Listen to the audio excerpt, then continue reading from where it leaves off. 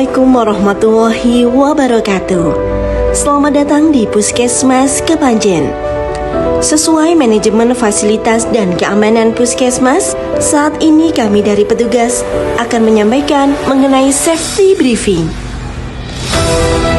Safety briefing merupakan prosedur keselamatan yang ditujukan bagi pasien pengunjung dan petugas Puskesmas untuk memahami dan mengikuti instruksi keamanan selama berada di Puskesmas Kepanjen. Saat ini, kita berada di aula pertemuan lantai 2 Puskesmas Kepanjen. Ruangan aula ini terdapat pintu keluar yang berada di sebelah sisi barat dan sisi selatan. Berikut hal-hal yang perlu diperhatikan selama Anda berada di ruangan ini. Pertama, apabila terjadi keadaan darurat, tetap tenang dan jangan panik. Bagi wanita yang menggunakan hak tinggi, segera dilepas agar terhindar dari cedera. Kedua, jika terjadi gempa bumi, segera keluar dari gedung ini dengan cara berjalan cepat dengan tidak lari, atur posisi tubuh dengan sedikit merunduk, kedua tangan berada di belakang kepala. Carilah tempat yang aman di bawah meja atau menempel pada dinding.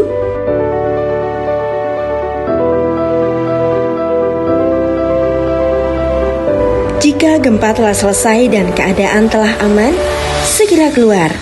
Melewati pintu keluar, mengikuti jalur evakuasi, menuju titik kumpul yang berada di luar gedung ini. Tetaplah berada di titik kumpul sebagai zona aman sampai ada pengarahan dari petugas keselamatan. Cobalah untuk memastikan jumlah rekan kerja yang bersama Anda ketika sebelum dan saat terjadi keadaan darurat. Ketiga, apabila terjadi kebakaran, harap tenang dan jangan panik. Supaya tidak terjadi gangguan pernafasan, ambillah tisu, lalu basahi dengan air. Tutuplah mulut dan hidung Anda, lalu bernafas seperti biasa. Puskesmas Kepanjen dilengkapi dengan fasilitas APAR atau alat pemadam api ringan di beberapa ruangan. Berikut cara menggunakan APAR. Siapkan APAR, cabut pin, atur posisi APAR dalam posisi tegak dan sesuaikan dengan arah api. Tekan tuas, arahkan ke sumber api secara merata, ambil jarak 2-3 meter. Demikian safety briefing yang kami sampaikan. Terima kasih dan selamat beraktivitas. Wassalamualaikum warahmatullahi wabarakatuh. 6 langkah cuci tangan. Basahi kedua tangan terlebih dahulu dan gunakan sabun secukupnya. Ratakan sabun dengan menggosok kedua telapak tangan. Gosok kedua punggung tangan secara bergantian. Gosok sela-sela jari tangan. Gosok bagian dalam jari dengan posisi jari tangan saling mengunci. Gosok dan putar ibu jari bergantian. Gosok memutar ujung jari tangan secara bergantian. Bilas dengan air mengalir. Keringkan dengan tisu atau handuk. Kemudian matikan keran dengan tisu atau handuk yang sudah digunakan. Lakukan langkah-langkah mencuci tangan selama 40-60 detik jika menggunakan air dan 20 hingga 30 detik jika menggunakan hand sanitizer. Ini kata dokter tentang cara mencuci tangan. Rasa-rasanya semua orang pasti pernah ngerasain sakit kepala. Tapi sakit kepala yang muncul bisa beda-beda nih. Ada yang sakit kepala sebelah, ada yang sakit kepalanya nyut-nyutan atau sampai muntah-muntah. Apa ya penyebabnya? Ini kata dokter.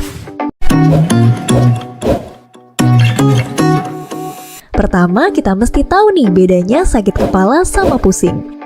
Kalau yang namanya pusing, dunia serasa muter-muter. Tapi kalau sakit kepala, ya kepala rasanya sakit, kayak berdenyut atau kayak diikat kencang. Oke, jadi udah tahu kan bedanya? Sekarang kita bahas penyebab sakit kepala. Dibedain dulu nih sakit kepala yang primer sama sekunder. Sakit kepala yang sekunder disebabkan kondisi tertentu seperti trauma kepala, infeksi misalnya radang selaput otak, gangguan aliran darah ke otak, kanker atau tumor otak. Kita nggak akan bahas yang sakit kepala sekunder. Di sini kita bahas sakit kepala yang paling sering terjadi, yaitu sakit kepala primer. Jadi disebut sakit kepala primer karena mekanisme penyebabnya belum diketahui secara pasti. Jenis sakit kepala primer ini ada yang namanya tension type headache atau nyeri kepala tipe tegang. Biasanya disebabkan otot di sekitar kepala dan leher yang tegang dan kaku. Bisa juga karena stres atau kurang tidur. Gejalanya rasa sakit kayak diikat kuat atau kayak ditekan sama benda berat di semua bagian kepala, dahi sampai kepala bagian belakang. Migrain atau sakit kepala sebelah. Sakitnya kayak berdenyut-nyut-nyutan, bisa juga sampai mual-mual dan muntah. Biasanya pas lagi kumat bikin sensitif sama cahaya. Sampai sekarang belum diketahui faktor penyebab pasti migrain. Pemicunya bisa karena stres, kelelahan, kurang tidur, pengaruh hormon misalnya pas lagi menstruasi, atau karena depresi. Migrain bisa juga muncul saat kamu lagi kelaparan. Selain itu, faktor lingkungan kayak kebanyakan asap, cahaya silau atau cahaya berkelap-kelip, parfum atau bau kimia menyengat juga bisa mencetuskan migrain. Nyeri kepala tipe klaster. Ini jenis yang paling jarang tapi gejalanya paling berat.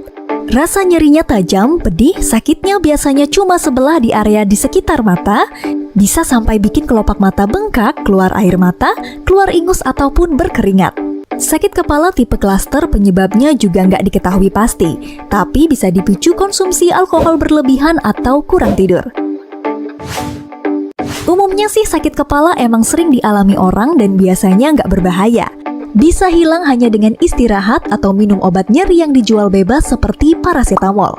Tapi sakit kepala bisa berbahaya kalau gejala makin memberat dan gak hilang-hilang, muncul sakit kepala yang sakit banget, atau rasa sakit kepala yang muncul tiba-tiba, cepat, tapi sakit banget kayak kesambar petir atau kayak kepala rasanya mau pecah. Atau sakit kepala yang disertai tensi naik, kelumpuhan saraf, atau kejang. Nah, kalau tiba-tiba ngerasa sakit kepala disertai tanda bahaya tadi, segera datang ke dokter untuk pemeriksaan lebih lanjut. Ini kata dokter tentang sakit kepala.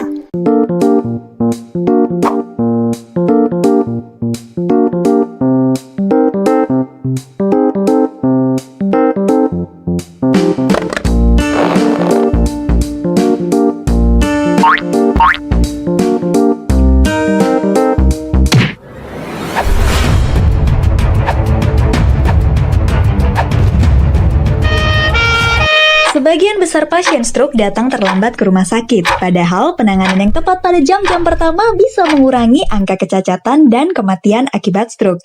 Apa sih sebenarnya yang harus dilakukan kalau mendapati gejala stroke? Ini kata dokter.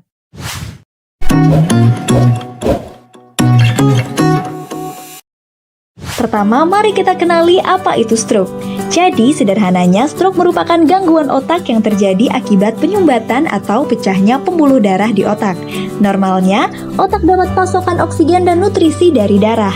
Apabila terjadi penyumbatan pembuluh darah di otak, maka otak akan kekurangan oksigen dan jaringan otak akan mati. Atau kalau tekanan darah terlalu tinggi akan menyebabkan pembuluh darah pecah. Kedua hal inilah yang menyebabkan stroke. Apa aja sih faktor risiko stroke?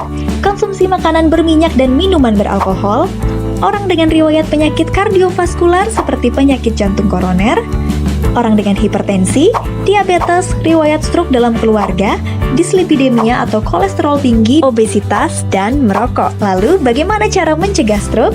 Rutin olahraga seperti aerobik atau jogging kurang lebih 30 menit setiap hari, makan makanan bergizi yang membantu menurunkan kolesterol seperti gandum, jagung, kedelai, susu, ikan, dan buah-buahan. Menambah asupan kalium dengan mengkonsumsi pisang dan mengurangi natrium seperti garam dan MSG, hindari merokok, mengendalikan stres dengan berpikir positif, dan istirahat yang cukup, tidur 6-8 jam. Dan cek kesehatan secara berkala seperti cek gula, kolesterol, dan tekanan darah. Untuk mengetahui bagaimana orang yang terkena stroke, tentu kita harus tahu bagaimana ciri-cirinya. Biar gampang menghafal, ini nih singkatannya, segera KRS. Senyum yang awalnya manis jadi nggak simetris atau mencong. G. Gerak separuh tubuh tiba-tiba melemah. Ra. Bicara yang semula lancar jadi terbata-bata, belepotan atau pilu.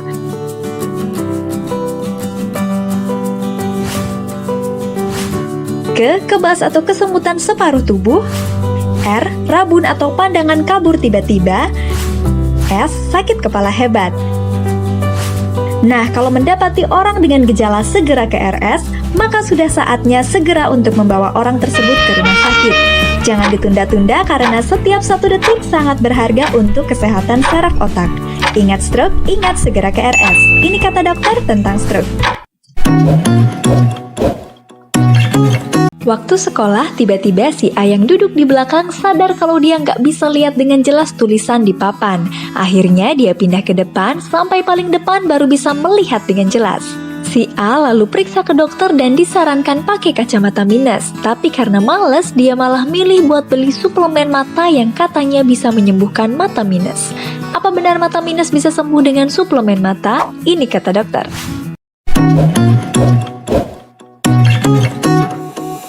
Pada mata normal, sinar yang direfleksikan dari sebuah objek masuk ke mata dibiaskan oleh kornea dan lensa mata, sehingga bayangan objek difokuskan tepat di retina. Retina adalah bagian dari mata yang isinya reseptor atau sel-sel yang bertugas menerima cahaya dan meneruskan ke otak sampai terjadi persepsi melihat.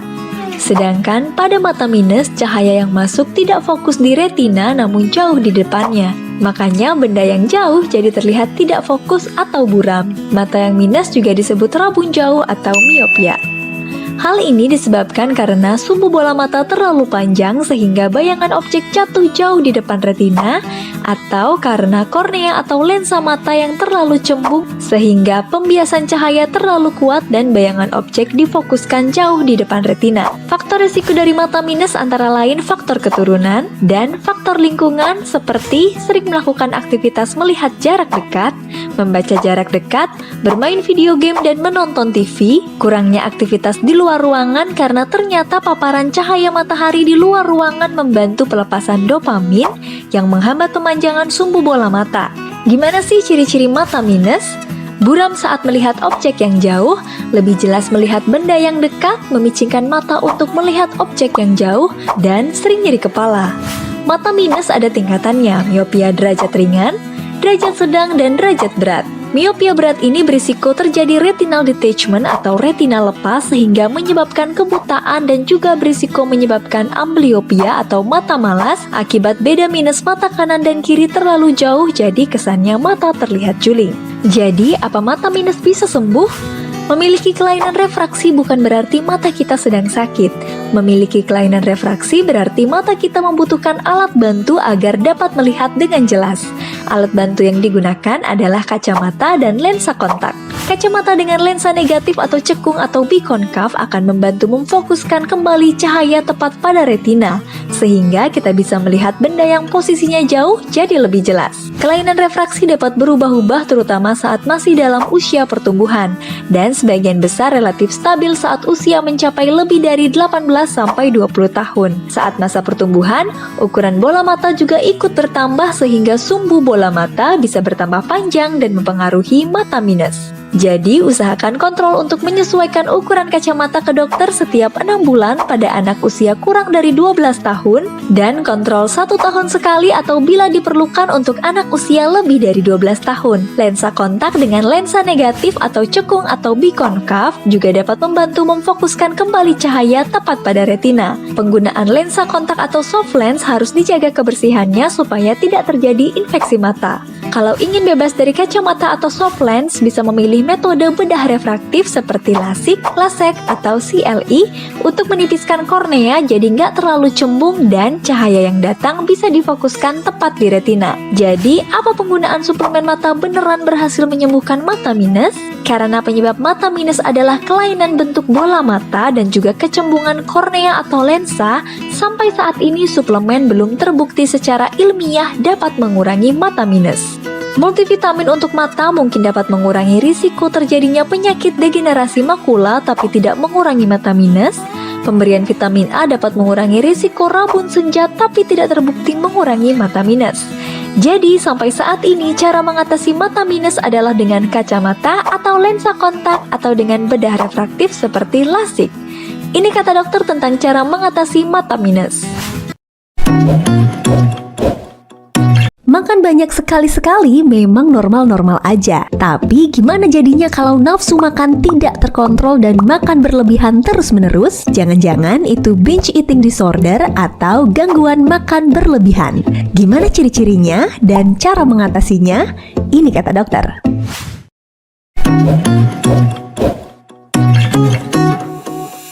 Gangguan makan berlebihan atau binge eating disorder adalah salah satu jenis gangguan perilaku makan di mana pengidapnya mengonsumsi makanan dalam jumlah yang berlebih dan sulit mengontrol nafsu makan. Gangguan makan berlebihan dikategorikan sebagai salah satu gangguan kejiwaan.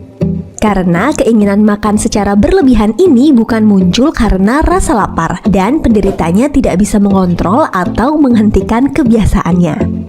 Sebagian besar orang dengan gangguan makan berlebihan punya berat badan berlebih, tapi ada juga yang punya berat badan normal. Hal ini jangan dianggap remeh karena bisa menyebabkan penyakit lain seperti obesitas, kadar kolesterol tinggi, atau bahkan diabetes. Apa sebenarnya penyebab binge eating disorder atau gangguan makan berlebihan? Penyebab utamanya belum diketahui secara pasti sampai sekarang, tapi diduga ditimbulkan karena ada gangguan pada area otak yang mengatur rasa lapar, rasa kenyang, serta kontrol diri, atau kombinasi dari beberapa faktor seperti faktor psikologis, pengalaman masa kecil yang buruk oleh adanya masalah dalam keluarga atau komentar kritis mengenai bentuk badan, berat badan, perasaan rendah diri, depresi, kecemasan, post traumatic stress disorder atau PTSD, atau ADHD bisa juga bikin gangguan makan ini muncul. Biasanya penderita menjadikan makanan sebagai pelarian untuk mengatasi masalahnya. Faktor lingkungan atau kultur sosial. Standar yang tinggi di lingkungan sosial, gangguan citra tubuh atau body dysmorphic disorder yang membuat seseorang memiliki citra diri rendah atau terobsesi pada penampilan fisik tertentu. Masalah pada pola diet, misalnya melewati jadwal makan, tidak makan dengan cukup, menjalani diet yang ekstrim atau menghindari jenis makanan tertentu. Faktor genetik.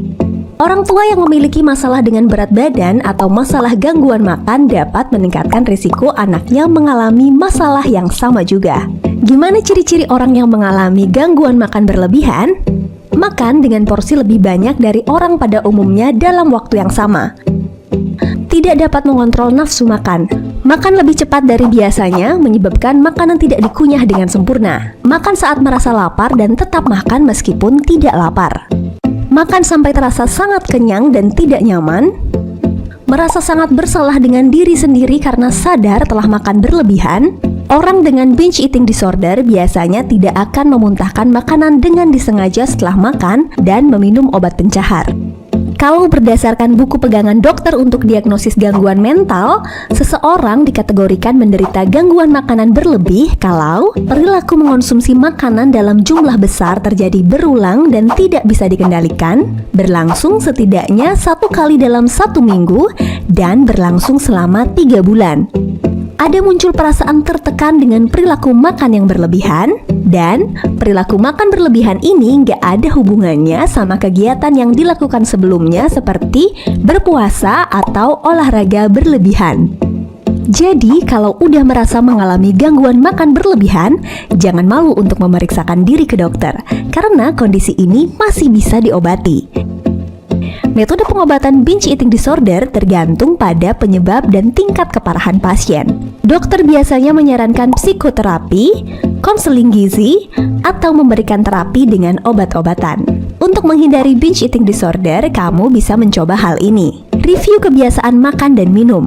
Melakukan review dengan menulis di dalam buku harian terhadap kebiasaan makan dan minum. Seperti waktu makan, apa yang dimakan, makan di rumah atau di luar, kondisi saat makan, seperti apa yang dirasakan saat itu, dan level energi. Jangan melewatkan jam makan. Makan teratur setidaknya 3-4 kali sehari. Mencegah diet yang salah dan mengurangi frekuensi makan yang berlebihan. Temukan dan atasi masalah psikis. Salah satu penyebab gangguan makan berlebih adalah stres karena adanya berbagai permasalahan dalam hidup. Untuk mengatasi permasalahan, buatlah solusi bukan memilih makan sebagai pelarian. Buat list makanan yang gak boleh sering dimakan. Hal ini bisa membantu dalam mengurangi kecemasan makan dan mencegah terjadinya binge eating. Lakukan aktivitas yang menyenangkan. Lakukanlah hal-hal yang membuat diri bahagia, habiskan waktu untuk melakukan aktivitas yang bermanfaat. Hal ini berdampak positif terhadap perilaku makan. Ini kata dokter tentang gangguan makan berlebih. Sakit pinggang jangan dianggap remeh karena bisa sampai mengganggu aktivitas sehari-hari. Apa aja sih penyebab sakit pinggang dan gimana cara mengatasinya? Ini kata dokter.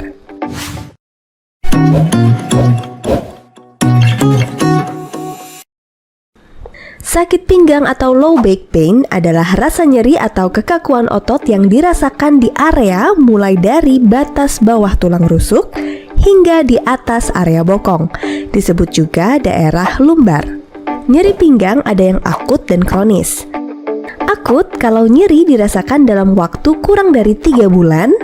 Kronis kalau nyeri dirasakan dalam waktu lebih dari 3 bulan. Penyebab nyeri pinggang bisa karena ada masalah di bagian otot, saraf, atau tulang belakang itu sendiri. Misalnya cedera otot atau sendi di area pinggang atau saraf kejepit. Bisa juga karena ada masalah di organ sekitar pinggang seperti di area ginjal atau rahim. Faktor-faktor yang bisa bikin risiko sakit pinggang meningkat adalah usia. Nyeri pinggang mulai dirasakan di usia 20 tahunan dan meningkat saat usia di atas 50 tahun. Jenis kelamin. Perempuan lebih berisiko mengalami nyeri pinggang terutama bagi wanita yang udah menopause. Kelebihan berat badan bisa memberikan tekanan pada tulang belakang. Aktivitas statis yaitu terlalu lama diam dalam satu posisi, misalnya terlalu lama duduk atau terlalu lama berdiri. Sering mengangkat beban berat dengan postur yang salah. Kurang olahraga, kebiasaan merokok. Nikotin pada rokok dapat menyebabkan berkurangnya aliran darah ke jaringan. Selain itu, merokok bisa juga menyebabkan berkurangnya kandungan mineral pada tulang. Gimana cara mencegah nyeri pinggang? Terapkan postur yang benar saat mengangkat benda berat. Jangan mengangkat benda berat dengan bertopang pada tulang belakang. Jangan membungkuk, tapi mulai dari posisi berjongkok, tekuk lutut, dan jaga tubuh tetap tegak. Lakukan olahraga rutin untuk menguatkan otot pinggang, misalnya renang atau yoga. Duduk dalam posisi tegak dan hindari terlalu lama duduk. Usahakan berdiri kalau udah duduk selama 20 atau 30 menit. Sering-seringlah berjalan kaki, berhenti merokok, cukupi asupan kalsium dan vitamin D untuk mencegah pengeroposan tulang atau osteoporosis. Gunakan alas tidur yang nyaman dan tidak terlalu empuk. Gunakan alas kaki yang nyaman, batasi penggunaan sepatu heels supaya terhindar dari sakit pinggang. Nyeri pinggang ringan sebenarnya bisa diatasi sendiri di rumah. Biasanya bisa sembuh dengan sendirinya seiring waktu.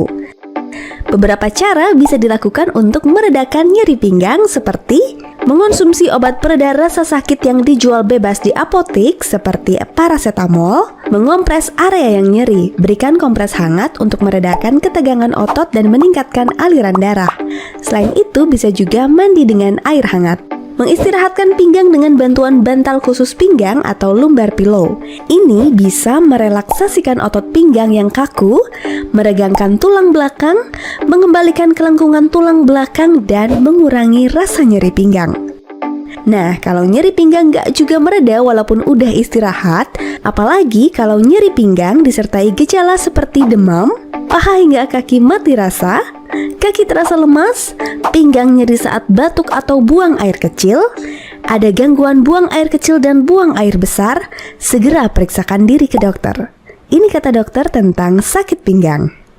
Asam urat atau disebut juga dengan gout arthritis adalah peradangan sendi yang terjadi karena kadar asam urat dalam tubuh terlalu tinggi.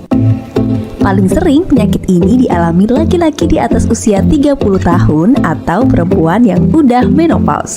Apa ya penyebab kadar asam urat di dalam tubuh bisa tinggi? Dan gimana cara mengatasinya? Ini kata dokter.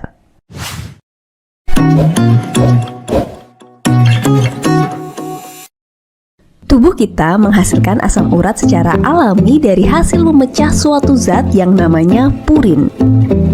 Ada dua sumber utama purin, yaitu dari makanan yang kita konsumsi dan purin yang berasal dari dalam tubuh kita sendiri. Dalam kondisi normal, asam urat ini larut dalam darah, disaring di ginjal, dan kalau sudah selesai dipakai akan dibuang melalui urin. Tapi, beberapa kondisi bisa bikin kadar asam urat di darah jadi tinggi, seperti konsumsi berlebihan makanan yang mengandung purin, bisa bikin pembentukan asam urat tubuh yang berlebihan. Penyakit ginjal, yang bikin berkurangnya kemampuan ginjal untuk membuang sisa asam urat ke dalam urin. Pemakaian obat-obatan tertentu, misalnya obat anti-hipertensi yang bikin kadar asam urat jadi tinggi. Kondisi yang belum diketahui pasti atau idiopatik seperti kelainan genetik. Normalnya kadar asam urat darah kurang dari 6,8 mg per desiliter. Nah, kalau kadar asam urat di darah udah lebih dari 6,8, asam urat ini bisa menumpuk membentuk kristal-kristal monosodium urat pada sendi-sendi dan jaringan sekitarnya. Kristal-kristal ini berbentuk seperti jarum yang mengakibatkan reaksi peradangan yang bikin sendi jadi bengkak, nyeri, dan memerah. Ini dia yang disebut gout arthritis. Gout atau asam urat biasanya cuma mempengaruhi satu sendi, tapi kalau udah semakin parah bisa juga mempengaruhi beberapa sendi. Gejalanya biasanya nyeri sendi terutama pagi hari, sendi bengkak, kemerahan, terasa hangat kalau ditekan. Keluhan ini paling sering muncul di jempol kaki, tapi bisa juga kena ke sendi lain termasuk pergelangan kaki, lutut, lengan, pergelangan tangan, siku, dan kadang di jaringan lunak dan tendon. Nah, kalau udah seperti ini, konsultasikan diri ke dokter. Dokter biasanya akan memberikan obat anti radang dan obat untuk mengontrol kadar asam urat seperti allopurinol. Jika sudah ditangani dengan baik, biasanya respon penyakit asam urat akan sangat baik. Tapi jangan menganggap remeh asam urat, karena kalau tidak ditangani bisa menyebabkan komplikasi seperti topus, yaitu benjolan yang muncul di area sendi karena penumpukan kristal asam urat, kerusakan sendi, sendi yang meradang secara kronis akibat kristal asam urat lama-lama bisa jadi rusak. Batu ginjal, kadar asam urat yang tinggi bisa memicu munculnya batu ginjal atau bahkan sampai kondisi gagal ginjal. Nah, biar gak sampai menderita penyakit tadi, lakukan hal ini untuk mencegah kadar asam urat tinggi. Hindari makanan dengan kadar purin tinggi seperti hati ampela, jeroan, ekstrak ragi, daging sapi, daging domba, daging babi, sarden, lobster, kerang, udang, kepiting, bayam, emping atau melinjo, dan buah nangka. Kurangi konsumsi minuman bersoda dengan kadar gula atau fruktosa tinggi dan minuman beralkohol. Konsumsi makanan rendah lemak, olahraga secara rutin 3-5 kali seminggu 30-60 menit, minum air putih lebih dari 2 liter per hari. Ini kata dokter tentang asam urat. Biar nggak gampang sakit, penting untuk menjaga daya tahan tubuh. Salah satunya dengan minum vitamin seperti vitamin C. Bagaimana sebenarnya peran vitamin C dalam membantu meningkatkan daya tahan tubuh? Dan berapa dosis vitamin C yang dianjurkan per hari? Ini kata dokter.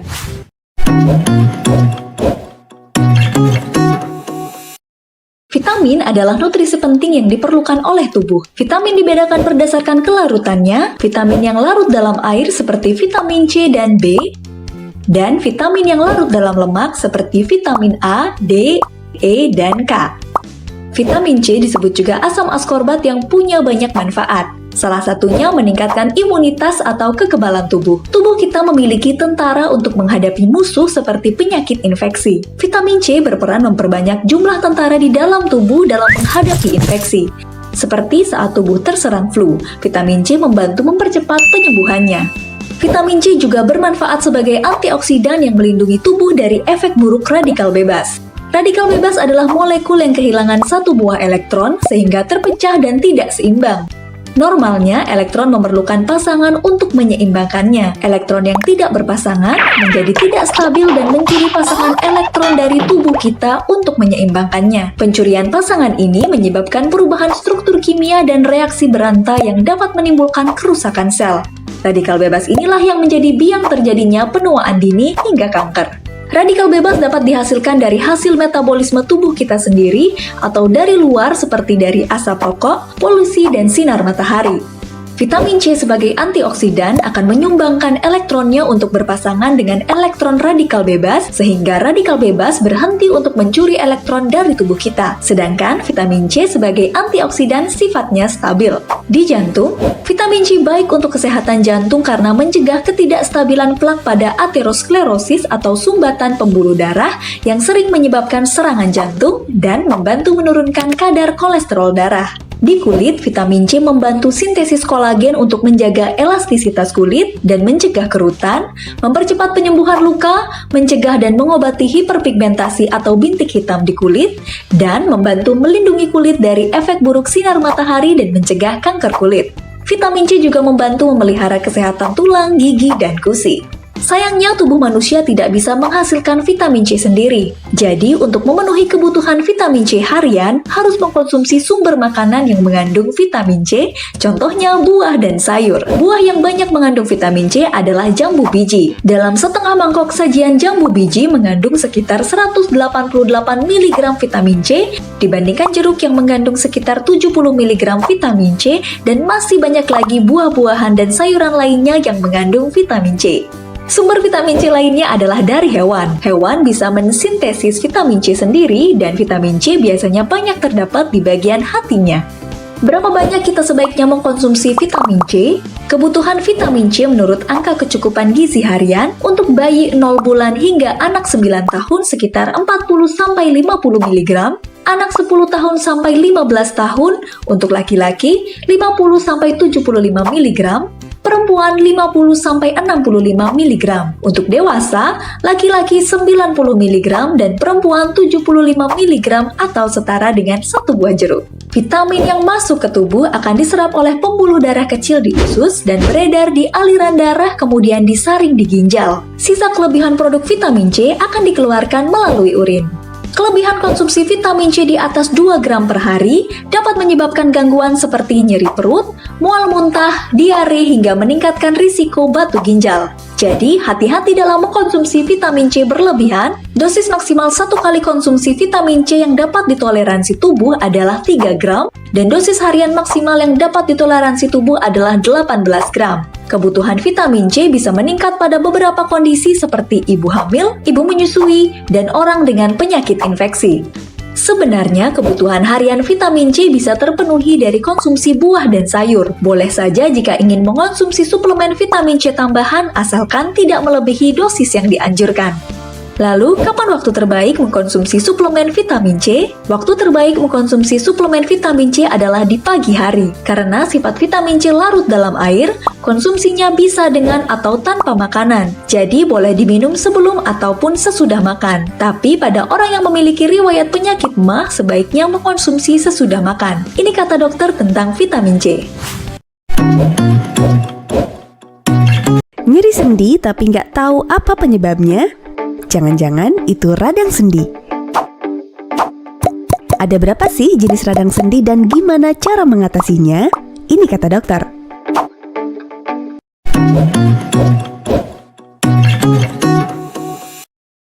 Sendi adalah penghubung antar tulang yang bikin tulang-tulang membentuk rangka tubuh dan jadi bisa digerakkan. Karena beberapa hal, sendi ini bisa meradang. Di dunia medis, radang sendi dikenal dengan artritis, yaitu peradangan pada satu persendian atau lebih yang bikin sendi jadi bengkak, nyeri, dan kaku atau sulit digerakkan. Ada banyak jenis radang sendi, tapi yang paling sering terjadi rheumatoid arthritis atau rematik, osteoartritis, dan gout arthritis. Apa perbedaannya? Mulai dari rematik atau rheumatoid arthritis, yaitu penyakit autoimun di mana sistem kekebalan tubuh menyerang jaringan yang membentuk sendi dan merusaknya. Penyebab munculnya penyakit autoimun sendiri belum diketahui secara pasti, namun diduga terkait dengan faktor genetik. Penyakit ini biasanya dialami di usia 40-60 tahun, tapi bisa juga dialami anak-anak. Gejala rheumatoid arthritis biasanya nyeri, Bengkak atau kaku sendi yang dialami lebih dari 6 minggu, terutama dirasakan pada sendi-sendi kecil pada jari tangan dan jari kaki, tapi bisa juga mengenai seluruh sendi. Keluhan biasanya dirasakan pada sendi di kedua sisi tubuh, sendi kanan dan kiri secara bersamaan.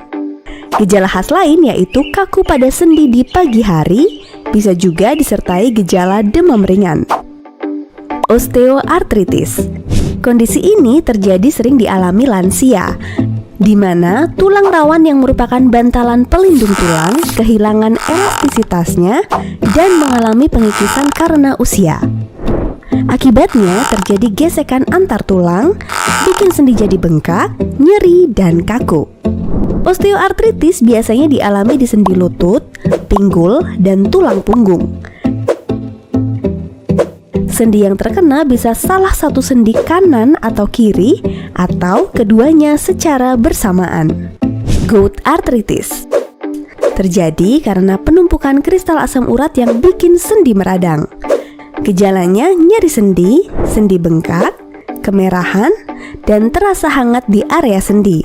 Keluhan ini paling sering muncul di jempol kaki, tapi bisa juga kena ke sendi lain termasuk pergelangan kaki, lutut, lengan, pergelangan tangan, dan siku. Untuk membedakan tiap jenis radang sendi, dokter biasanya menyarankan melakukan beberapa pemeriksaan seperti rongsen, tes darah, cek kadar asam urat, atau analisis cairan sendi. Radang sendi jangan dianggap remeh karena bisa berkembang jadi parah dan bikin penderitanya jadi nggak nyaman, nyeri sampai susah berjalan atau beraktivitas, bisa juga bikin perubahan bentuk sendi jadi rusak permanen. Ada beberapa faktor yang bisa meningkatkan risiko terkena radang sendi. Riwayat keluarga seperti orang tua atau saudara kandung yang mengalami radang sendi, usia, risiko osteoartritis, rheumatoid arthritis, dan asam urat meningkat seiring bertambahnya usia. Jenis kelamin, wanita ternyata lebih berisiko mengalami radang sendi dibandingkan laki-laki. Riwayat cedera sendi sebelumnya. Obesitas, kondisi kelebihan berat badan bikin tekanan berlebihan di persendian, terutama sendi lutut, pinggul, dan tulang belakang. Dan kebiasaan merokok. Gimana cara mengobati radang sendi? Kalau udah mulai merasa nyeri sendi ataupun sendi bengkak, segera batasi aktivitas dan istirahat. Kompres area yang nyeri dengan es yang dibalut kain selama sekitar 20 menit dan periksakan diri ke dokter. Dokter biasanya akan memberikan obat-obatan tergantung sama jenis radang sendi yang dialami. Biasanya diberikan obat antiinflamasi atau anti radang, baik berupa tablet ataupun krim yang bisa dioleskan di area sendi. Untuk mengatasi radang sendi yang disebabkan penyakit autoimun, dokter biasanya memberikan obat rematik tertentu. Bisa juga disarankan melakukan fisioterapi untuk meningkatkan fleksibilitas sendi dan otot dan mengurangi rasa nyeri. Untuk kondisi yang udah bener-bener parah dan obat-obatan udah nggak mempan, bisa dilakukan tindakan operasi perbaikan atau penggantian sendi. Biar nggak sampai menderita radang sendi, bisa dilakukan beberapa pencegahan. Tapi sayangnya untuk penyakit radang sendi yang disebabkan penyakit autoimun seperti rheumatoid arthritis tidak dapat dicegah. Tapi kita bisa mencegah radang sendi jenis lainnya dengan menjaga pola makan yang sehat, konsumsi makanan tinggi kalsium, kurangi konsumsi makanan yang mengandung asam urat tinggi, berolahraga teratur, menjaga berat badan agar tetap ideal, dan selalu berhati-hati jangan sampai cedera sendi. Ini kata dokter tentang radang sendi. Tahu nggak sih kalau membersihkan telinga dengan cotton bud atau korek kuping berisiko membuat kotoran telinga makin terdorong ke dalam dan bila tidak hati-hati bisa melukai saluran telinga. Lalu bagaimana cara membersihkan telinga yang aman dan benar? Ini kata dokter.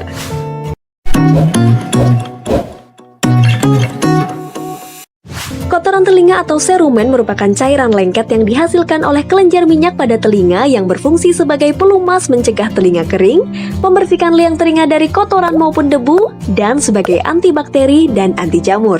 Pada kondisi tertentu seperti pada usia tua, kelenjar minyak pada telinga menghasilkan serumen yang lebih keras sehingga serumen sulit untuk dikeluarkan dan menyumbat saluran telinga, mengakibatkan gejala gangguan pendengaran, nyeri telinga, gatal, hingga telinga berdenging. Mengerasnya produksi cairan telinga juga dapat disebabkan faktor diet atau makanan, stres, dan faktor keturunan. Dan ini dia beberapa kebiasaan membersihkan telinga yang salah, seperti kebiasaan mengorek telinga dengan cotton bud, lidi maupun jepit rambut karena dapat melukai liang telinga hingga merobek gendang telinga. Penggunaan cotton bud dapat membantu mengeluarkan sedikit serumen, tapi lebih banyak berisiko membuat serumen terdorong makin ke dalam. Perawatan telinga dengan ear candle meskipun diklaim banyak manfaat bagi kesehatan, sayangnya sampai saat ini belum ada penelitian yang membuktikan terapi ini efektif membersihkan telinga. Bahkan dapat menyebabkan serpihan abu akibat pembakaran lilin mengendap di liang telinga dan dapat menyebabkan luka bakar pada telinga. Sebenarnya serumen bisa keluar sendiri dari liang telinga ketika kita menggerakkan rahang seperti saat mengunyah, menguap, ataupun bicara. Saat serumen keluar cukup lap dengan tisu atau kain. Bagi orang dengan serumen keras dapat menggunakan obat tetes telinga untuk melunakkan serumen yang keras. Pastikan gendang telinga tidak berlubang atau tidak ada sakit telinga sebelumnya. Dapat juga meneteskan minyak zaitun untuk melunakkan serumen karena terbukti jarang menyebabkan iritasi. Teteskan minyak zaitun 2-3 tetes lalu diamkan 5 menit, ulangi 2-3 kali sehari selama 5-7 hari hingga serumen keluar dengan sendirinya. Serumen yang sudah keluar cukup dilap dengan tisu atau kain. Apabila serumen tetap terasa menyumbat dan menimbulkan gejala gangguan pendengaran, segera kunjungi dokter. Dokter akan membersihkan telinga dengan obat pelunak serumen atau menggunakan alat untuk mengait serumen kering menggunakan suction atau dengan cara irigasi. Selain itu, untuk menjaga kebersihan telinga, jaga telinga tetap kering. Bila keramas atau berenang, hindari telinga kemasukan air, lap telinga dengan tisu atau kain atau gunakan penutup telinga. Dan bersihkan headset atau earplug secara rutin. Ini kata dokter tentang cara membersihkan telinga. Habis makan, tiba-tiba cegukan dan susah hilang? Apa ya sebabnya dan gimana cara mengatasinya? Ini kata dokter.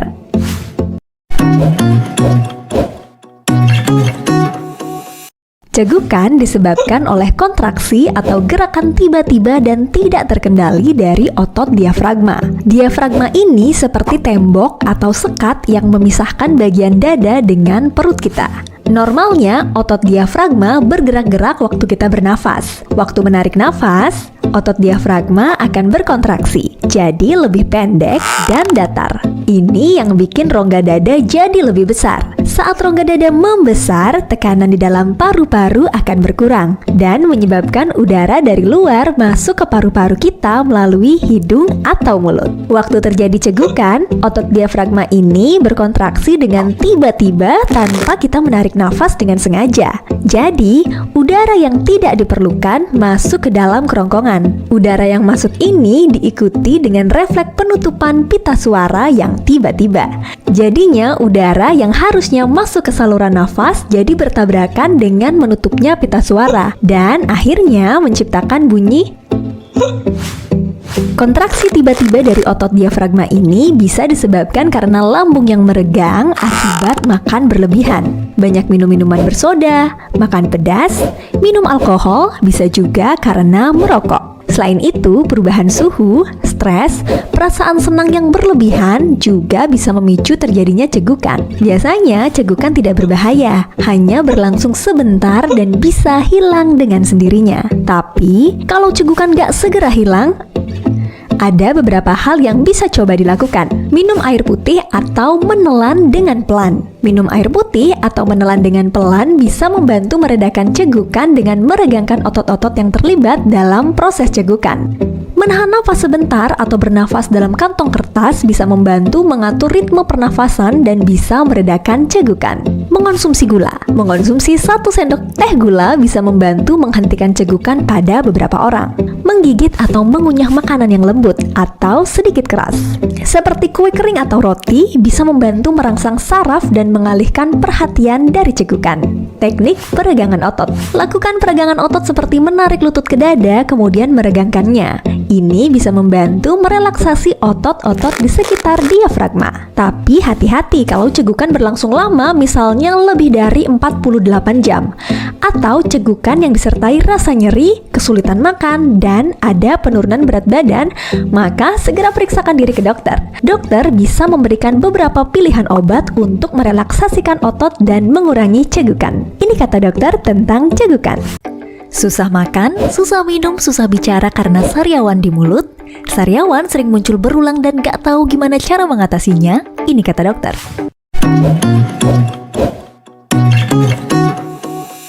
Stomatitis aftosa atau sariawan adalah luka berbentuk bulat atau oval di bibir atau bagian dalam mulut yang terasa nyeri terutama saat kontak dengan makanan atau minuman.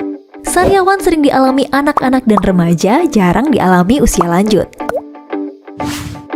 Biasanya sariawan muncul karena cedera akibat tidak sengaja tergigit. Selain itu bisa juga karena kekurangan nutrisi, faktor genetik, gangguan daya tahan tubuh, pengaruh hormon. Sariawan sering muncul saat wanita menstruasi diduga karena fluktuasi hormon. Stres berlebihan, kondisi stres memicu tubuh menghasilkan kortisol yang menurunkan sistem imun. Sariawan sebenarnya bisa sembuh sendiri dalam 1-2 minggu. Tapi sariawan yang muncul berulang atau tidak kunjung sembuh bisa jadi tanda dari penyakit tertentu seperti penyakit radang usus kronik, HIV, kanker mulut. Gimana cara mengobati sariawan? Obat kumur. Larutan kumur klorheksidin 0,2% gunakan sebanyak 3 kali setelah makan masing-masing selama 1 menit. Kortikosteroid topikal gunakan sebanyak 2 kali sehari setelah makan dan membersihkan rongga mulut. Obat anti nyeri, antibiotik atau anti jamur bila perlu. Hindari makanan yang bisa memperparah sariawan seperti keripik, susu sapi, gluten, cuka, makanan kemasan berpengawet karena mengandung asam benzoat, dan makanan pedas. Ini kata dokter tentang sariawan. Kecelakaan lalu lintas bisa terjadi kapan saja dan di mana saja. Tapi seringkali kita malah kebingungan pas mau nolongin korban kecelakaan lalu lintas. Padahal pertolongan sekecil apapun bisa saja menyelamatkan nyawa korban dan mencegah kecacatan. Apa ya yang sebaiknya dilakukan kalau melihat korban kecelakaan lalu lintas? Ini kata dokter.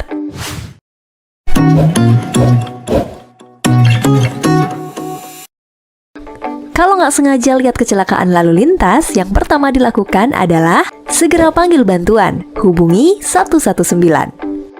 Sebelum menolong, pastikan diri aman. Perhatikan kondisi sekitar kejadian seperti resiko tertabrak dan resiko kendaraan meledak. Jangan sampai niatnya nolong malah diri sendiri yang celaka.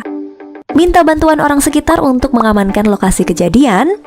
Matikan semua mesin kendaraan bermotor yang terlibat dalam kecelakaan. Dahulukan menolong korban yang masih hidup. Cara memastikan korban masih hidup atau tidak, dekatkan telinga ke hidung korban untuk mendengar hembusan nafas, atau perhatikan pergerakan naik turunnya dada korban untuk memastikan korban bernafas atau tidak. Kalau korban masih bernafas, cek respon korban sadar atau tidak. Kalau korban masih sadar dan mengeluh sesak, lepaskan benda-benda yang mungkin bisa menyebabkan sesak seperti helm, jaket, dan longgarkan ikat pinggang. Ingat juga, jangan memberikan minum pada korban ketika sesak nafas. Kalau melihat korban ada perdarahan, tekan sumber perdarahan balut dengan kain bersih atau baju. Posisikan daerah yang mengalami perdarahan lebih tinggi daripada jantung.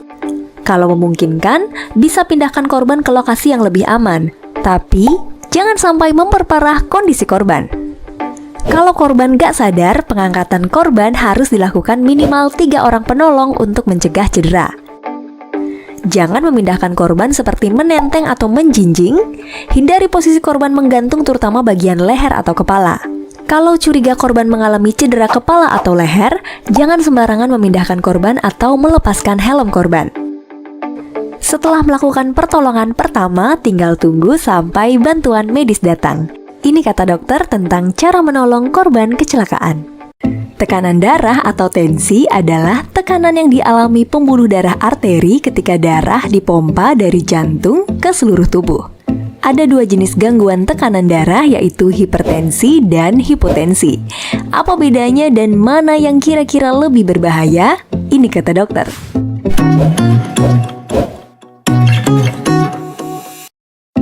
Tekanan darah yang normal berkisar antara 90/60 sampai 120/80. Angka yang di atas disebut sistolik, yang menunjukkan tekanan saat jantung memompa darah ke seluruh tubuh. Angka yang di bawah disebut diastolik, menunjukkan tekanan saat jantung dalam keadaan istirahat atau saat terjadi pengisian darah ke jantung. Nah, kalau tekanan darah di bawah nilai normal namanya hipotensi atau tekanan darah rendah. Kalau angkanya lebih tinggi dari nilai normal, menunjukkan kondisi tekanan darah tinggi. Gimana gejalanya? Hipertensi seringkali nggak menunjukkan gejala di awal, jadi disebut-sebut sebagai silent killer. Kalau tensinya udah tinggi banget, baru biasanya memunculkan gejala kayak sakit kepala, pandangan kabur, nyeri dada, sesak nafas, atau sering mimisan. Kalau nggak diobati, tensi tinggi bisa menimbulkan komplikasi penyakit jantung, stroke, dan penyakit ginjal. Beda dengan hipertensi, kasus hipotensi atau tensi rendah lebih jarang terjadi, dan biasanya ada hal yang mendasari munculnya hipotensi. Misalnya, dehidrasi atau kekurangan cairan, perdarahan hebat, penyakit tiroid, atau efek samping obat. Hipotensi juga biasa dialami ibu hamil, atlet, atau orang yang rajin olahraga. Kalau nggak bergejala, sebenarnya hipotensi nggak perlu penanganan lebih lanjut. Tapi hipotensi yang bergejala pusing, mata berkunang-kunang, mual muntah, lemes, sampai pingsan nggak bisa dianggap remeh. Kalau tekanan darah turun drastis secara tiba-tiba, bisa bikin tubuh nggak mendapatkan oksigen yang cukup, maka akan berisiko menimbulkan kondisi berbahaya yang mengancam nyawa. Jadi, mana yang lebih berbahaya, hipertensi atau hipotensi? Hipertensi dan hipotensi sama-sama bisa berbahaya buat kesehatan, jadi nggak boleh meremehkan keduanya. Sebaiknya, lakukan pengukuran tensi secara rutin untuk memantau kondisi kesehatan.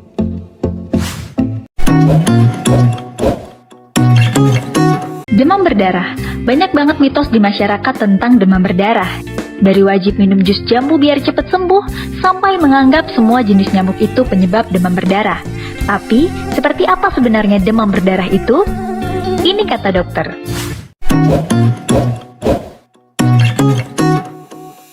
Sebenarnya di dunia kedokteran nggak ada istilah demam berdarah aja. Yang ada adalah demam denggi dan demam berdarah denggi yang merupakan infeksi akut yang disebabkan oleh virus denggi yang ditularkan melalui gigitan nyamuk Aedes betina. Ciri-ciri nyamuk Aedes ini mempunyai warna dasar hitam dengan garis-garis putih dan bisa terbang hingga 200 meter, sehingga daya jangkau penularannya cukup jauh. Nyamuk Aedes ini paling senang menghisap darah manusia jam 9 sampai jam 10 pagi dan jam 4 sampai 5 sore.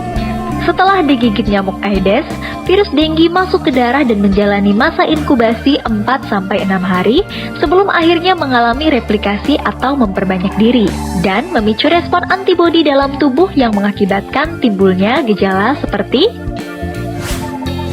demam tinggi yang muncul mendadak 2 sampai 7 hari, badan pegel-pegel, nyeri di belakang mata, mual muntah, dan muncul bintik kemerahan di kulit. Pada hari ke-3 sampai 7, tiba-tiba demam juga bisa turun sendiri seolah udah sembuh. Tapi ternyata ini dia fase kritisnya. Pada fase ini, trombosit bisa turun drastis sampai di bawah 100.000. Dan waspadalah kalau ada gejala, perburukan kondisi saat demam udah reda, muntah terus-menerus, nyeri perut terutama di ulu hati, gak kencing selama 4-6 jam, ada perdarahan seperti mimisan, BAB berdarah, gusi berdarah, atau menstruasi berlebih, segeralah datang ke fasilitas kesehatan terdekat. Nah, kalau tubuh berhasil melawan virus pada fase kritis ini, kita akan memasuki masa penyembuhan 2-3 hari setelah fase kritis, di mana kondisi membaik dan trombosit naik dengan sendirinya walaupun nggak minum jus jambu. Kalau tubuh hanya mengalami gejala demam mendadak, badan pegel, trombosit turun kurang dari 100.000 dengan gejala perdarahan seperti bintik-bintik merah di kulit, disebut demam denggi. Kalau sampai gejala demam denggi tadi, disertai kebocoran plasma darah yang ditandai peningkatan kekentalan darah lebih dari 20%, disebut dengan demam berdarah denggi. Prinsipnya, penyakit ini disebabkan oleh virus, jadi bersifat self-limiting atau bisa sembuh sendiri. Prinsip pengobatan secara umum hanya menjaga keseimbangan cairan, mencegah dehidrasi dengan pemberian cairan yang cukup, bisa dengan minum air putih, tapi nggak harus minum jus jambu.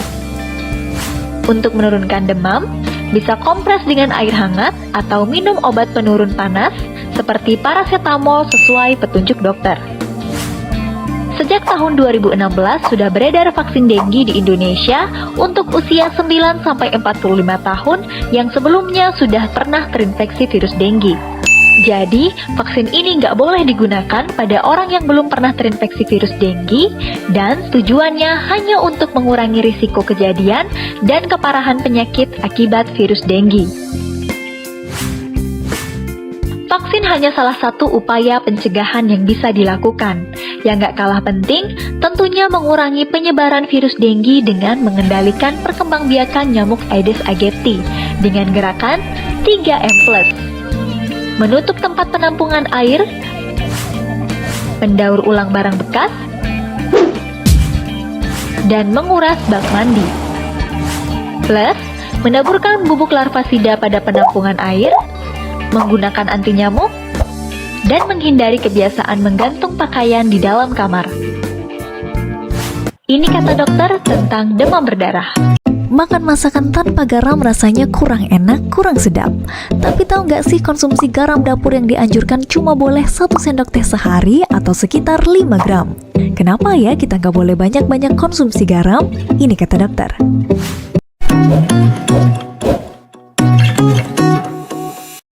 Kita kenalan dulu sama garam. Garam sebenarnya udah ditemukan sejak ribuan tahun yang lalu.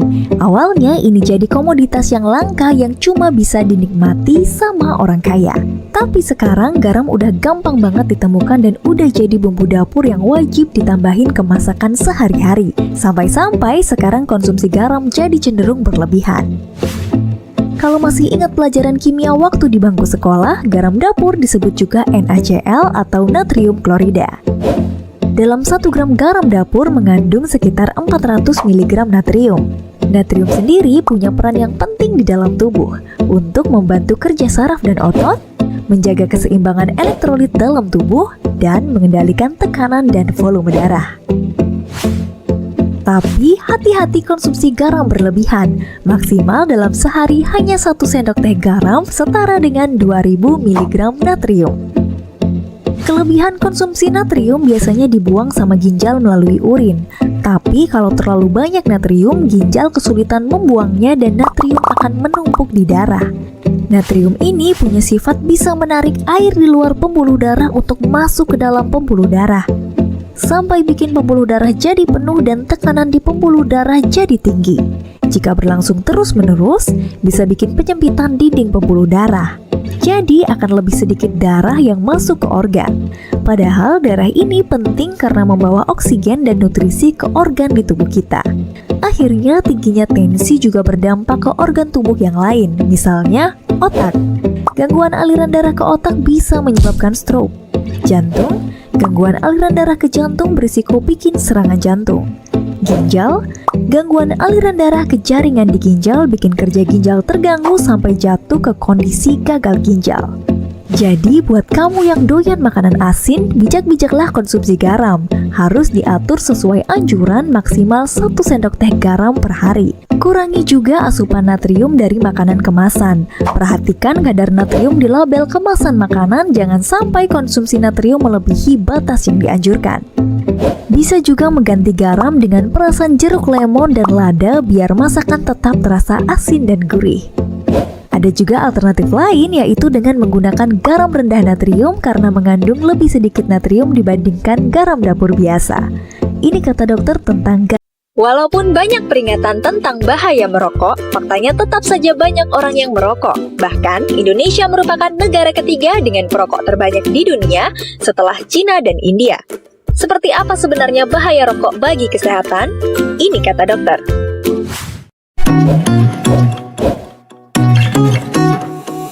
Pada satu batang rokok ada sekitar 600 bahan yang kalau dibakar bisa menghasilkan lebih dari 7.000 bahan kimia, di mana 69 diantaranya beracun dan bersifat karsinogenik atau menyebabkan kanker. Komponen dalam rokok dapat dibedakan dalam dua bentuk, fase gas dan fase tar atau fase partikulat. Fase gas adalah berbagai macam gas berbahaya yang dihasilkan oleh asap rokok, seperti karbon monoksida, benzena, formaldehida, hidrogen sianida. Karbon monoksida, gas beracun yang mudah berikatan dengan hemoglobin di sel darah merah sehingga hemoglobin yang seharusnya berikatan dengan oksigen malah berikatan dengan karbon monoksida dan menyebabkan jaringan tubuh kekurangan oksigen. Jika terjadi terus-menerus juga bisa menyebabkan kerusakan dinding pembuluh darah. Benzena, senyawa yang bersifat karsinogen dapat meningkatkan risiko leukemia atau kanker darah. Formaldehida mengakibatkan iritasi pada mata, hidung, dan tenggorokan. Jika terus-menerus terpapar zat ini bisa mengakibatkan kanker.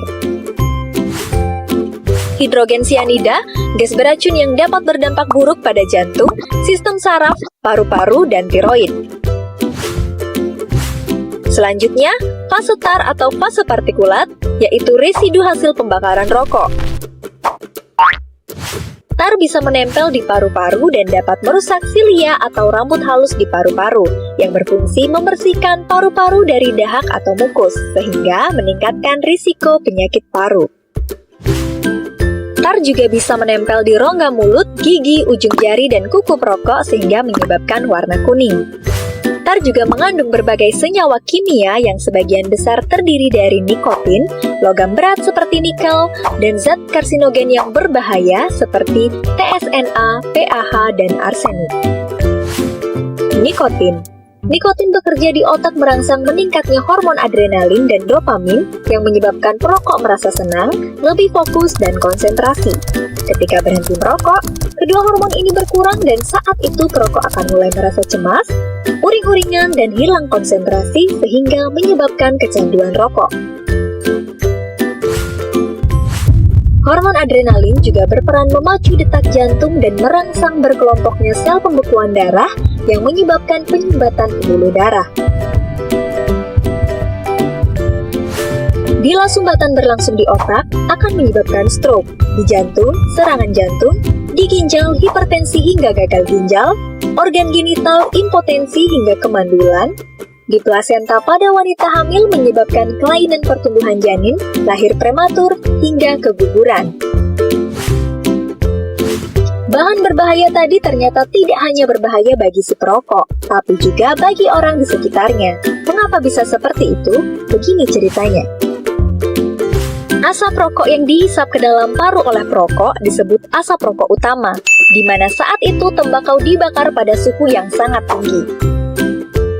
Asap yang berasal dari ujung rokok yang terbakar disebut asap rokok samping, di mana saat itu tembakau dibakar pada suhu yang lebih rendah, sehingga pembakaran zat terjadi tidak sempurna, dan menghasilkan senyawa 4 kali lebih berbahaya bagi yang menghirup.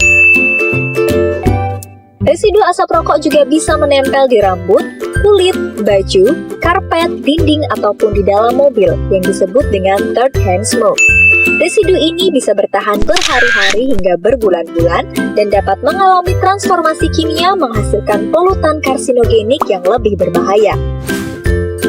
Itu hanya sebagian dari ribuan zat berbahaya pada rokok, yang bukan hanya berdampak pada kesehatan si perokok, tapi juga mencemari udara lingkungan dan berbahaya bagi kesehatan orang di sekitarnya. Jadi, lebih baik hindari merokok. Bagi yang tetap merokok, sebaiknya hindari merokok di kawasan tanpa rokok, karena semua orang berhak menghirup udara bebas dari asap rokok. Ini kata dokter tentang bahaya rokok. Kerokan, teknik pengobatan tradisional dengan menggosokkan koin ke permukaan kulit sampai merah. Dipercaya bisa meringankan berbagai keluhan, tapi secara medis apa benar kerokan bermanfaat atau justru malah berbahaya buat kesehatan? Ini kata dokter.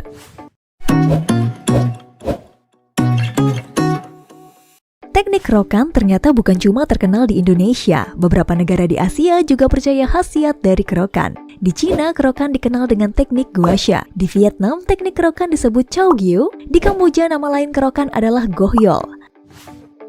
Manfaatnya katanya sih bisa mengeluarkan angin atau racun di tubuh, jadi bikin badan lebih fit. Di Amerika, teknik kerokan sempat jadi perdebatan tenaga kesehatan karena dianggap tindakan ini tergolong abuse atau penyiksaan. Tapi sebenarnya apa yang terjadi kalau tubuh kita dikerokin? Pertama, kulit pasti merah. Karena kerokan bikin pembuluh darah kapiler yang ada di permukaan kulit jadi melebar. Tapi efek ini justru bisa membantu meningkatkan sirkulasi darah. Kerokan bisa juga bikin tubuh menghasilkan hormon endorfin yang bikin mood senang, badan jadi terasa lebih nyaman atau lebih segar. Selain itu bisa meningkatkan suhu tubuh, jadi efeknya bikin badan terasa lebih hangat. Efek sampingnya, kerokan bisa bikin peradangan di kulit. Lapisan kulit terluar yang abis dikerokin jadi terkikis atau lecet dan jadi meradang. Kalau kerokan terlalu keras bisa sampai muncul bintik-bintik kemerahan sampai memar yang baru bisa hilang sekitar 1 minggu akibat pecahnya pembuluh darah kecil-kecil di permukaan kulit. Kalau terlalu keras juga bisa sampai terjadi perdarahan ringan.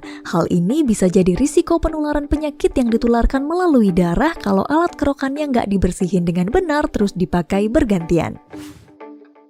Sayangnya penelitian ilmiah masih terbatas tentang teknik kerokan ini. Jadi belum ada bukti cukup yang membuktikan kerokan bisa bermanfaat menyembuhkan penyakit tertentu. Sah-sah aja kalau masih mau kerokan, asalkan jangan sering-sering dan tekniknya harus bener biar nggak sakit. Kerokan yang aman kalau dilakukan sama praktisi yang udah ahli di bidangnya. Pastikan juga alat kerokan yang dipakai udah bersih biar nggak memicu infeksi. Tapi sebaiknya hindari melakukan kerokan pada orang dengan kelainan pembekuan darah, orang yang lagi mengonsumsi obat pengencer darah, dan orang dengan penyakit diabetes mellitus. Ini kata dokter tentang kerokan. Tahu nggak sih, ternyata vitamin D bukan cuma bermanfaat untuk kesehatan tulang. Apa aja ya manfaat vitamin D dan berapa banyak kita harus konsumsi vitamin D setiap hari? Ini kata dokter.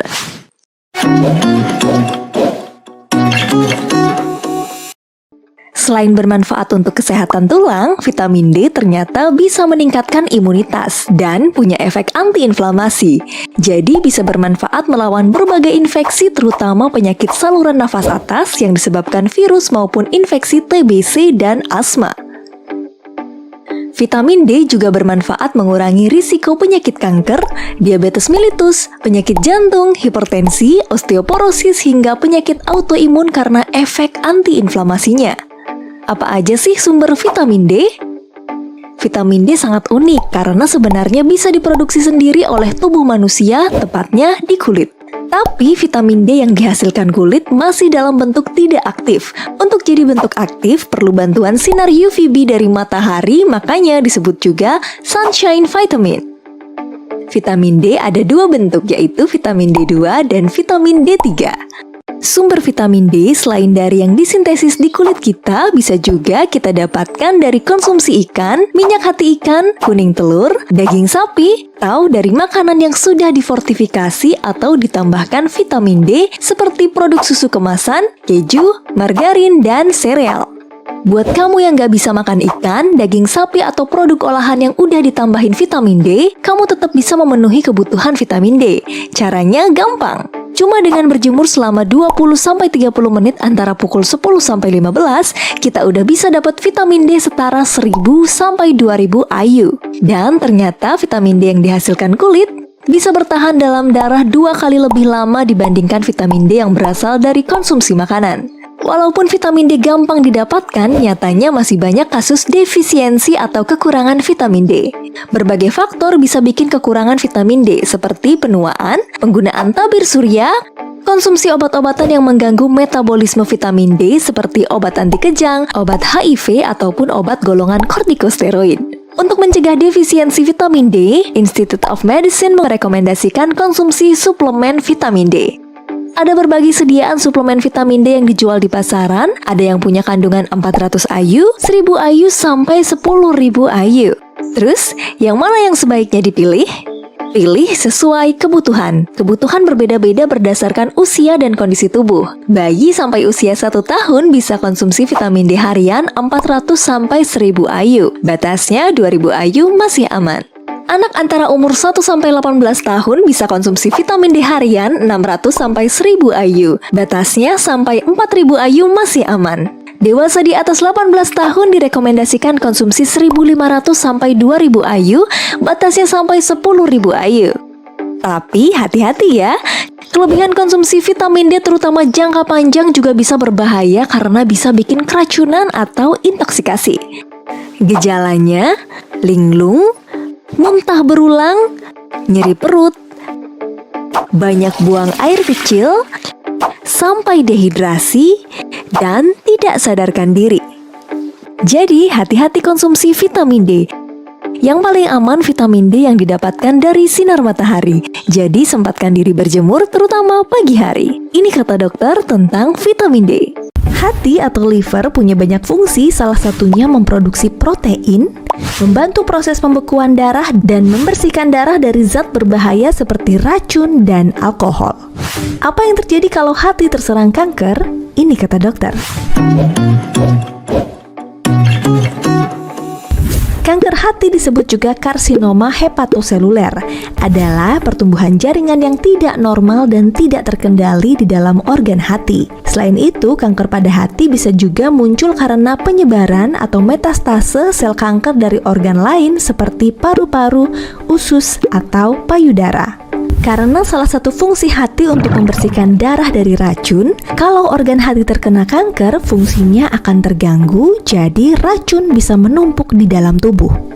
Kanker hati juga bisa membuat penderitanya rentan mengalami perdarahan, karena kanker hati dapat menyebabkan beberapa perubahan pada organ hati yang mempengaruhi fungsi pembekuan darah. Kanker hati juga bisa bikin peningkatan tekanan dalam pembuluh darah yang menghubungkan usus dengan hati, yang disebut vena porta.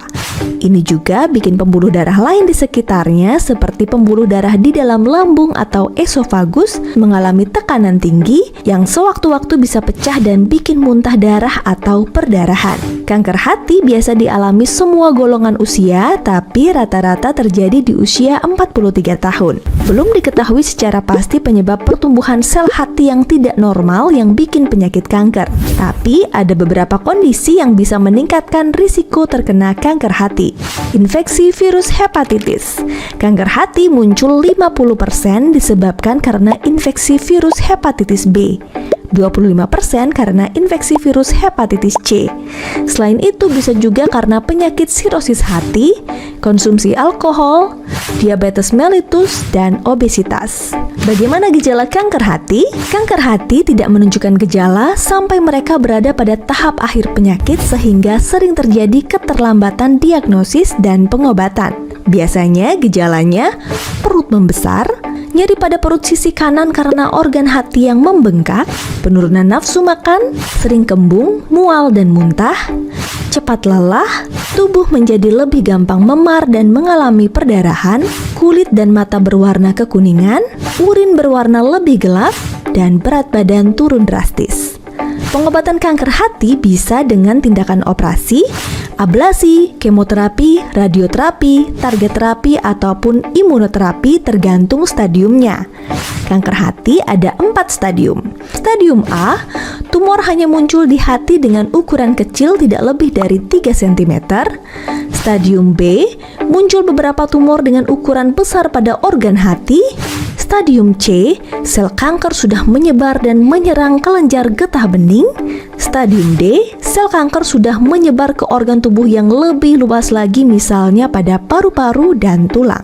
Beberapa hal yang bisa dilakukan untuk mencegah kanker hati yaitu hindari penyakit hepatitis yang dapat memicu kanker hati melalui perilaku hidup bersih, lakukan vaksinasi hepatitis B, jangan menggunakan jarum suntik bekas pakai, melakukan hubungan seksual yang aman. Jika terlanjur menderita penyakit hepatitis, lakukan pengobatan hingga tuntas. Batasi konsumsi minuman beralkohol, jaga berat badan tetap ideal, tidak merokok atau menjauhi asap rokok. Ini kata dokter tentang kanker hati. Tahu nggak sih sakit mah yang biasa kita dengar atau alami sehari-hari di dunia medis disebut dengan istilah dispepsia, yang ternyata bukan suatu penyakit loh, tapi cuma suatu gejala yang menandakan ada penyakit di saluran cerna bagian atas. Apa ya kira-kira penyebab sakit mah? Ini kata dokter.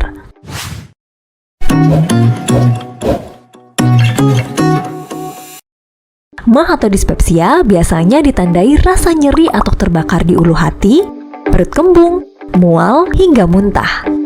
Normalnya, setiap makanan yang dikonsumsi masuk ke lambung dan akan dicerna dengan bantuan asam lambung dan enzim di lambung.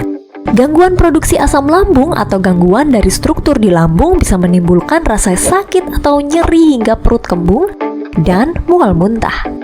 Munculnya gejala dispepsia bisa disebabkan oleh sejumlah kondisi, misalnya radang mukosa lambung atau gastritis, terutama oleh infeksi bakteri H. pylori, luka di lambung atau tukak lambung, asam lambung naik atau reflux ke esofagus karena otot sfinkter di esofagus yang mengalami gangguan, kanker lambung, atau karena faktor dari luar tubuh seperti kebiasaan merokok, minum alkohol, konsumsi obat antiinflamasi non-steroid, dan faktor diet atau pola makan, serta faktor psikologis seperti stres ataupun gangguan cemas. Pengobatan untuk dispepsia tergantung pada penyebab dan tingkat keparahan gejala. Ada beberapa hal yang bisa kamu lakukan untuk mencegah dispepsia. Hindari makanan berlemak, pedas, dan asam. Hindari mengkonsumsi minuman beralkohol dan minuman tinggi kafein seperti kopi atau minuman bersoda. Kurangi konsumsi teh dan coklat. Jangan sampai terlambat makan. Jangan makan dalam porsi yang berlebihan. Jangan biarkan lambung kosong. Makan sedikit-sedikit dengan jenjang waktu yang sering. Jangan langsung tidur setelah makan. Istirahat yang cukup. Berolahraga secara teratur dan berhenti merokok. Jika gejala MAH atau dispepsia dirasakan semakin parah dan mengganggu, segera hubungi dokter untuk pemeriksaan dan pengobatan lebih lanjut. Ini kata dokter tentang sakit MAH. Banyak mitos di masyarakat tentang penanganan luka bakar yang masih salah. Misalnya mengoleskan pasta gigi atau body lotion pada kulit yang mengalami luka bakar. Gimana penanganan luka bakar yang tepat? Ini kata dokter. Luka bakar ringan biasanya terjadi saat kulit tidak sengaja terkena air panas, alat setrika, ataupun knalpot. Luka bakar ada 3 tingkatannya. Luka bakar ringan atau derajat 1 mengenai lapisan kulit terluar atau epidermis, biasanya kulit jadi kemerahan tapi nggak sampai melepuh. Luka bakar sedang atau derajat 2 mengenai epidermis dan sebagian lapisan dermis kulit atau lapisan kulit yang lebih dalam, biasanya kulit merah dan melepuh. Luka bakar berat atau derajat 3, kerusakannya mulai dari kulit terluar hingga dalam atau sampai otot bahkan tulang. Kulit jadi hangus dan mati rasa. Pada luka bakar derajat 3 harus segera dibawa ke rumah sakit karena memerlukan penanganan pembedahan hingga cangkok kulit. Untuk luka bakar ringan hingga sedang yang tidak begitu luas, bisa mendapatkan penanganan awal di rumah. Caranya, segera setelah mengalami luka bakar, aliri area luka bakar dengan air keran suhu normal selama 20 menit.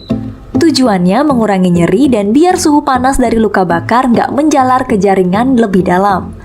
Kalau nggak ada air keran, bisa dikompres pakai kain yang udah direndam air. Ganti kompres sesering mungkin selama 20 menit. Jangan gunakan es atau air es untuk mengompres luka bakar karena suhu yang terlalu dingin dapat mengiritasi kulit. Jangan mengolesi pasta gigi ataupun lotion dengan pewangi pada area luka bakar karena bisa memicu infeksi dan tambah merusak jaringan kulit. Setelah luka bakar dialiri dengan air, oleskan salep antibiotik seperti bacitracin, silver sulfadiazin untuk mencegah infeksi. Kemudian tutup luka bakar dengan perban steril. Jika luka bakar cukup luas, segera ke layanan kesehatan terdekat. Ini kata dokter tentang penanganan luka bakar. Banyak orang yang dulunya kecanduan rokok beralih menggunakan rokok elektronik atau vape karena dianggap lebih aman. Bener nggak sih rokok elektronik lebih aman dibandingkan rokok tembakau? Ini kata dokter.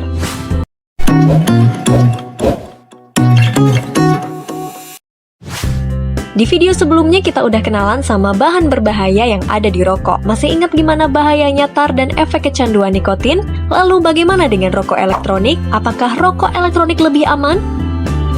Rokok elektronik atau vape dikenal sebagai pengganti rokok yang lebih aman karena tidak melibatkan pembakaran tembakau dan bebas dari tar. WHO sendiri awalnya menyarankan rokok elektronik sebagai nicotine replacement therapy untuk mengatasi kecanduan nikotin dengan cara mengurangi kadar nikotin secara bertahap di bawah supervisi dokter. Jadi, apakah rokok elektronik benar-benar aman?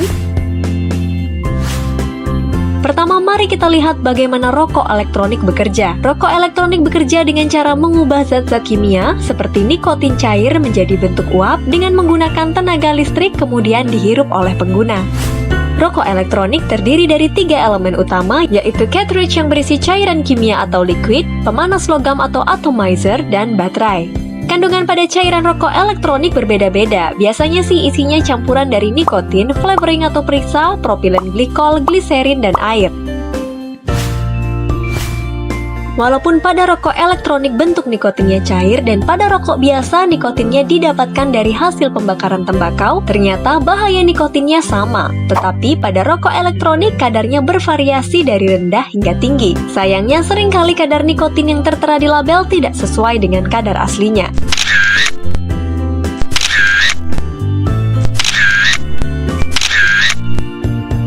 Flavoring atau perisa seperti diasetil dan asetil propionil pada beberapa liquid rokok elektronik ditemukan dalam tingkat melebihi batas keamanan yang direkomendasikan oleh FDA dan berhubungan dengan penyakit pernapasan bila dihirup. Glikol seperti propilen glikol dan gliserin adalah komponen utama dalam rokok elektronik yang fungsinya sebagai basis cairan untuk mengikat nikotin dan penambah rasa pada liquid rokok elektronik. Zat ini biasa digunakan pada produk kosmetik maupun sebagai bahan tambahan pada produk makanan. Tetapi zat ini kalau dipanaskan dan dihirup menyebabkan iritasi mata, tenggorokan kering, iritasi saluran pernafasan, sesak nafas, dan alergi. Penggunaannya pada dosis tinggi bisa bikin gangguan irama jantung hingga kejang. Uap dari rokok elektronik juga ditemukan mengandung bahan kimia berbahaya sama seperti pada rokok tembakau seperti formaldehida, bahkan konsentrasinya 3 kali lebih tinggi dibandingkan rokok biasa. Logam seperti nikel ternyata 100 kali lebih tinggi pada rokok elektronik daripada rokok biasa, dan uapnya juga mengandung TSNA, benzena, dan PAH yang bersifat karsinogenik atau menyebabkan kanker. Pada salah satu penelitian, paparan uap rokok elektronik juga terbukti menyebabkan kerusakan DNA organ jantung, paru-paru, dan kandung kemih pada tikus. Kemungkinan juga dapat berkontribusi pada kanker paru-paru, kanker kandung kemih, dan juga penyakit jantung pada manusia. Uap dari rokok elektronik juga mengandung radikal bebas yang memicu penempelan kuman pneumokokus ke sel saluran nafas. Nah, selain risiko dari kandungan liquidnya, ada risiko lain pada rokok elektronik, yaitu pada baterai mesinnya yang bisa meledak.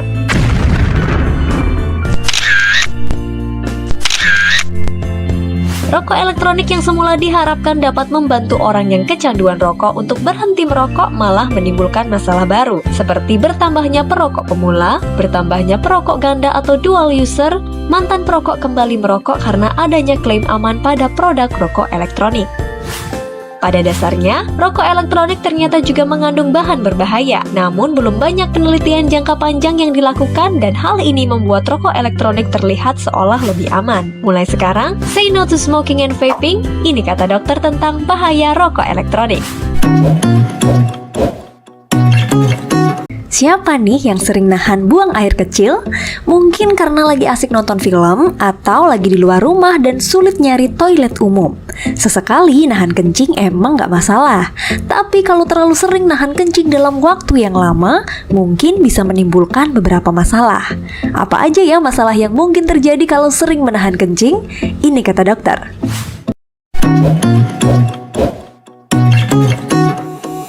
Urin kita ditampung dalam kandung kemih yang bentuknya kayak balon dengan kapasitas sekitar 500 ml.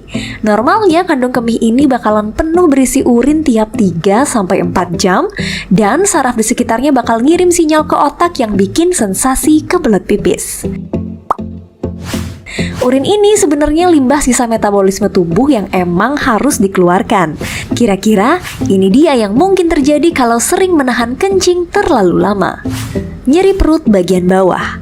Menahan kencing terlalu lama bisa bikin rasa nyeri di perut bagian bawah. Ini karena otot kandung kemih menegang terlalu lama saat berusaha menahan urin yang udah kepenuhan ditampung di kandung kemih. Infeksi saluran kemih.